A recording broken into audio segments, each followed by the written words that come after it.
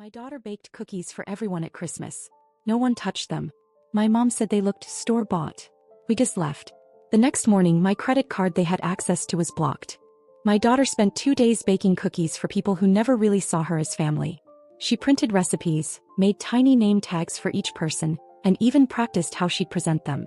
She's 11. And all she wanted was to be part of something we were never really welcomed into.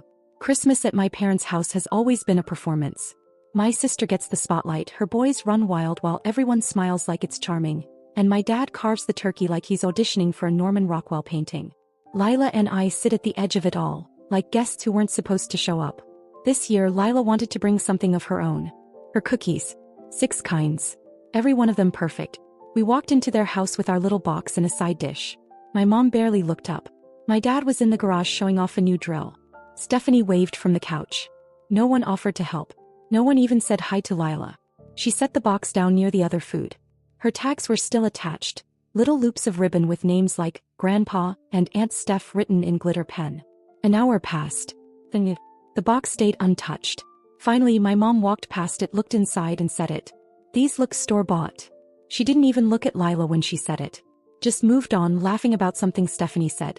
No one touched a single cookie. We left before dessert. I didn't make a scene. I helped Lila grab our coats, kissed her on the forehead and told her we'd stop for ice cream on the way home. The only thing I said on the way out was, "Merry Christmas." She didn't cry until we got home. And the next morning my credit card was blocked. I hadn't used it since last week. But I forgot it was still linked to an old Amazon account. One I used years ago when I lived with Brad and sent gifts to my parents' house. Someone had bought over $300 worth of random garbage. Toys. Kitchen gadgets. A sweater in a size I've never worn. I stared at the screen while Lila made tea in the kitchen, her eyes still puffy. They stole from me. After everything. After mocking my kid and ignoring her effort. They used my name to do it. I didn't call them. But I was done playing family. I didn't say anything that morning. Not to Lila, not to the bank, not even to Stephanie. I disputed the charges quietly, locked the account and let the refund process begin. But I didn't cancel the card right away. I wanted to see how far they'd go. A few days later, a package showed up at my old address. My parents' house. Amazon's notification system never fails. It was a waffle maker and some overpriced body lotion. I let it ship. I waited. And I let them believe I hadn't noticed. Meanwhile, I started collecting every little thread I could pull. I logged into the Amazon account and checked the order history. They weren't even careful. Orders were placed in the middle of Christmas dinner. 2 of the items had "gift for mom" written in the notes. Another was a board game Stephanie had been talking about at the table. They thought I was still that girl from 5 years ago. The one who apologized every time Brad disappeared for a weekend, who said thank you when they threw backhanded compliments, who sat through their smug silences and let them act like raising Lila without a father was something I should be ashamed of. They forgot who I am now. I run digital marketing campaigns for a cybersecurity firm. And I document everything. Every order, every timestamp, every shared login. I printed it all. Screenshots. Delivery notifications. The saved browser history from when I briefly borrowed Stephanie's laptop at Thanksgiving. It was all there. Then I waited. The first call came from my mom 4 days later. She was confused because her Amazon orders weren't arriving anymore. Then Stephanie texted asking if I'd accidentally logged out of the shared Prime. That was rich. I didn't respond. New Year's passed. I didn't reach out. I didn't thank them for the earrings they never sent. I didn't ask if they wanted to reschedule Christmas brunch. And then something beautiful happened.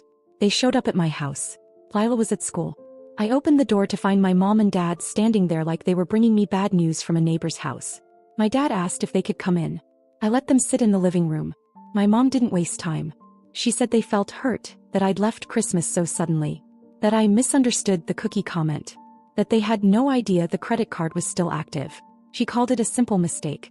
I didn't say a word for a full minute. Then I brought out the folder. Paperwork, screenshots, everything.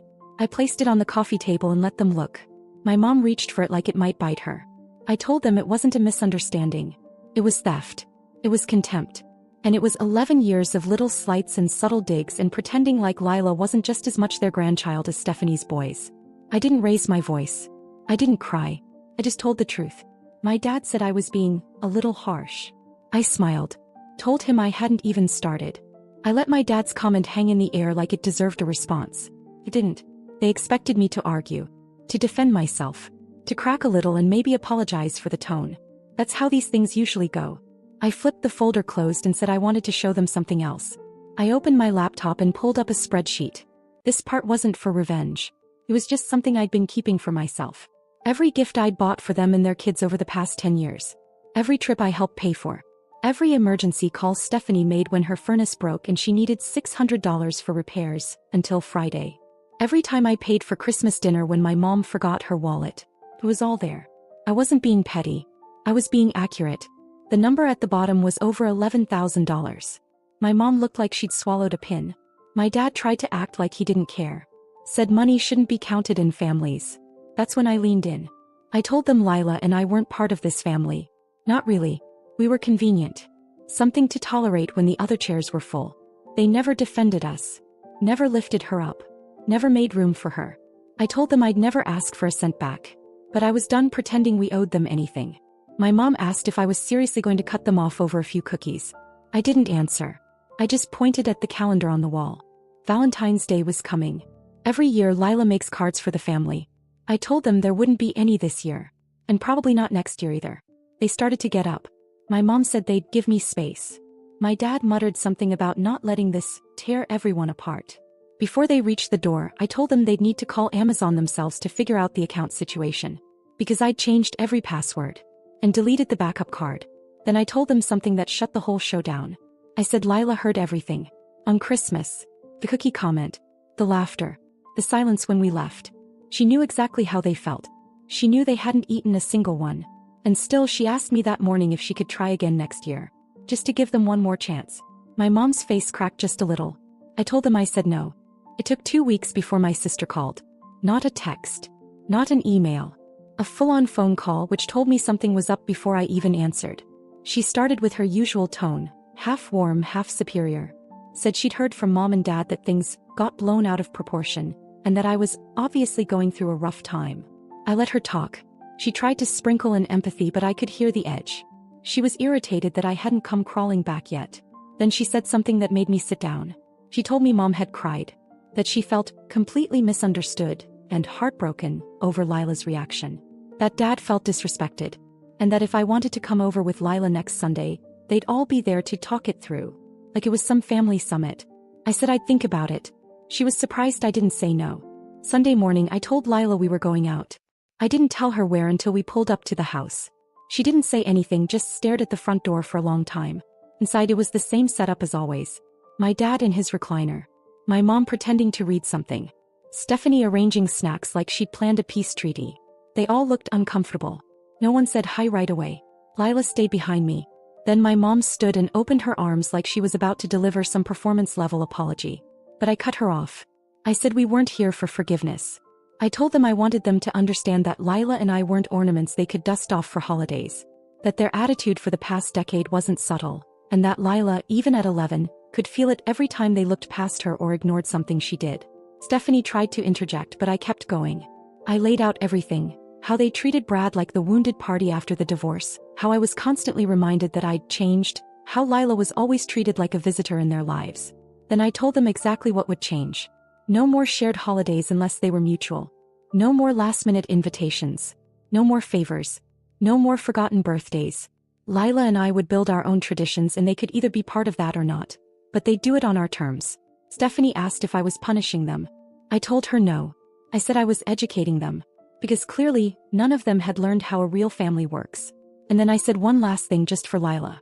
I told them they still owed her an apology, and not the kind adults give when they're just trying to smooth things over. A real one. Because if an 11-year-old can spend 2 days making something thoughtful for people who treat her like a mistake, then the very least they can do is sit with their shame long enough to realize they earned it. Lila stood up straight behind me. And for the first time in years no one had anything to say. We didn't stay for the snacks. I wasn't there to pretend things were fine, and Lila clearly wasn't interested in watching my parents try to act like anything about this was normal. We were about to leave when my mom finally spoke. She didn't look at me. She looked at Lila. He said she was sorry. That she didn't mean the cookie comment the way it came out. That the cookies looked perfect and she didn't know why she didn't just say that. That she should have eaten one. Lila stood there like she didn't trust what she was hearing. Not angry. Just unsure. Like part of her wanted to believe it and the other part didn't want to be tricked into expecting too much. Then my dad followed. He said they hadn't realized how bad it had gotten. That maybe they treated us a little cold because of how the divorce went, and they were sorry for holding on to old things. He said he was proud of me.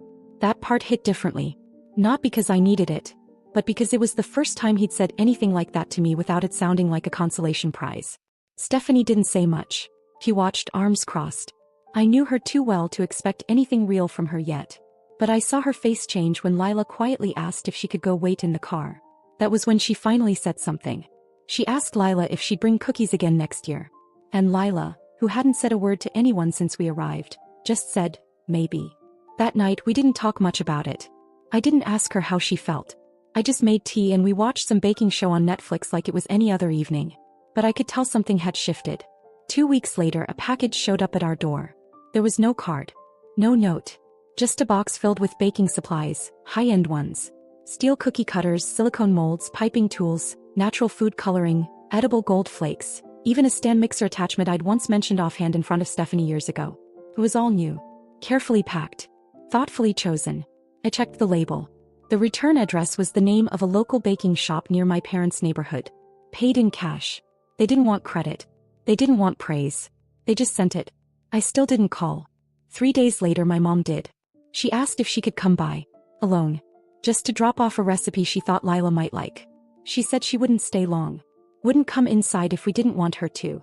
I told her she could come by next Sunday. Not because she earned it. Not because we forgave them. Because I believe people can choose to do better. But they don't get shortcuts. That weekend Lila was already in the kitchen testing out her new supplies. She didn't say much when I told her grandma was stopping by. She just nodded and kept decorating her little pistachio shortbreads. Then she said something that stuck with me. They're probably sorry now. But they weren't sorry when it mattered. I told her she was right. Then she shrugged like an adult who had already figured out something it took me 30 years to learn. Then we don't bake for them. We bake for us. She went back to her cookies. My mom came on Sunday. Alone like she said she would. No casserole dish in hand, no bags of food, no overdone dramatics. Just a worn recipe card and a box of candied orange slices. She stood on the porch until I invited her in. Lila stayed in the kitchen carefully lining cookies on a tray. She didn't look up. My mom glanced around, clearly uncomfortable. She set the card on the counter and said she remembered making those cookies with her own mother. Then she asked if Lila wanted to try them sometime. Lila said she'd think about it. It was quiet for a minute. Then my mom asked if we were really cutting the family off. I told her no. I said we weren't cutting anyone off. We were just done waiting for them to treat us right. From now on the invitations would go both ways. So would the effort. They could be in our lives but not above it. No more acting like they were doing us favors by tolerating our presence. No more being treated like we were leftovers from my past with Brad. She asked if we were still angry. I said we weren't angry anymore. That part was over. We were just awake now. She looked down at her hands, then said something I didn't expect. She admitted that she never liked Brad. That she thought I'd made a mess by being with him, and she let that bleed into how she treated Lila. That it wasn't fair. And that she wasn't asking to be forgiven right away. He just wanted a chance to do better. That was the most honest thing she'd said in years. I told her we weren't interested in being anyone's second chance project. If she wanted to be in Lila's life, she'd show up for real. Not for holidays. Not for guilt. For her. She nodded. When she left, she didn't hug me. She didn't ask to take anything home. She just said thank you. Later that night, Lila asked me if this meant things were better now. I said no. I said it meant the rules were different now. The next few months were quiet. No forced visits. No awkward dinners. But slowly things started shifting. My dad came by with an old tool set he said Lila might use for cookie presses. Stephanie sent a birthday card that didn't have any backhanded jokes in it. My mom called just to ask about Lila's science fair project. No financial help. No grand gestures. And that was fine. Lila didn't expect them to become perfect. She just wanted them to stop pretending she didn't exist unless she was useful. One night we were icing lemon cookies and she looked at me and asked if this was what a real family felt like. I told her no. This was better. Because this family, we built it ourselves. And no one gets to take credit for that but her. The update. We were settling into the new rhythm. No more cold shoulders, no more pretending. It wasn't perfect but it was honest. That alone was a relief. Then in early April something strange happened. Lila got a letter. Not a card, not a text. A real letter addressed to her in handwriting I didn't recognize. She opened it while I was cleaning up dinner. It was from Stephanie's oldest son, Brady. 16. The one who once poured soda on Lila's drawing at Thanksgiving and said it was an accident. The one who barely acknowledged her existence unless it was to make fun of something she was wearing. Inside the envelope was a simple note and a hand-drawn flyer. He was starting a small community project at school. Something for volunteer credit, building care packages for local shelters. And he asked if Lila wanted to help with the baked goods. He'd even written that he remembered her cookies from Christmas, which again no one ate, and thought she'd be really good at it. No sarcasm. No jokes. Just irrespectful. Like he saw her. She didn't say anything right away. Just read it twice. Then handed it to me without a word. We stared at each other for a moment, both trying to decide if this was real or just another test. She asked if she should do it. I told her I wasn't going to decide for her. The next morning she told me she'd help, on one condition. She wanted Brady to come over and bake with her first. Not just dump work on her. She wanted to see if he actually respected her or was just pretending for school credit. I messaged Stephanie to tell her. She didn't say much, just, he'll be there Sunday. And he was. He showed up with a bag of flour, 2 boxes of brownie mix, and a nervous look I'd never seen on his face before. Lila opened the door, nodded, and led him to the kitchen without a word. They baked for 2 hours. I stayed out of it. When he left, he thanked her. Quiet, no eye contact. But he meant it. That night she told me something that caught me off guard. He used to be awful. But I think he's trying to be someone else now. I asked if she forgave him. He shrugged. I don't have to. He can still fix things anyway. The project turned out to be real. Lila ended up baking 120 cookies. He included her name on the flyer. Gave her full credit. At the school event, she even got a certificate from the principal. For the first time in her life, someone from that side of the family treated her like she wasn't a mistake. Not because we demanded it, but because she earned her place and they finally saw it. And I realized something that night watching her tape the certificate to her wall. Sometimes the best revenge is letting people grow into the respect you always deserved. And sometimes it doesn't even feel like revenge at all.